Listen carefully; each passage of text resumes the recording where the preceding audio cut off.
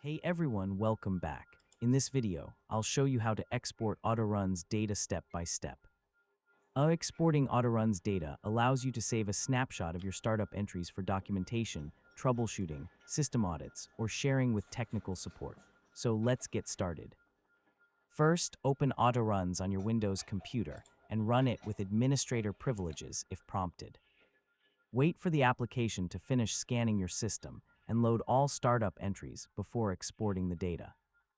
Next, if you only want to export specific startup items, apply any filters or select the appropriate tab, such as Logon, Services, or Scheduled Tasks. Yeah, this helps you focus on the entries that are most relevant to your troubleshooting or documentation. Now, click the File menu and choose Save or Save As, depending on your version of Autoruns. Select a folder where you'd like to store the exported data, enter a descriptive file name, and click Save. This creates a snapshot that you can reopen or compare with future system scans.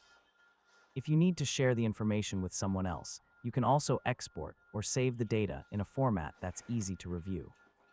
Keeping regular snapshots is useful for tracking startup changes after installing new software or troubleshooting unexpected behavior.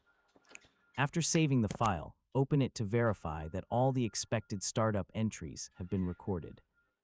You can now archive the data, compare it with later snapshots, or provide it to technical support for further analysis. And that's it. You now know how to export Autoruns data and save a complete record of your Windows startup configuration. If this tutorial helped you, don't forget to like the video, share it with your friends, and subscribe for more easy tech guides. Thanks for watching, and I'll catch you in the next one.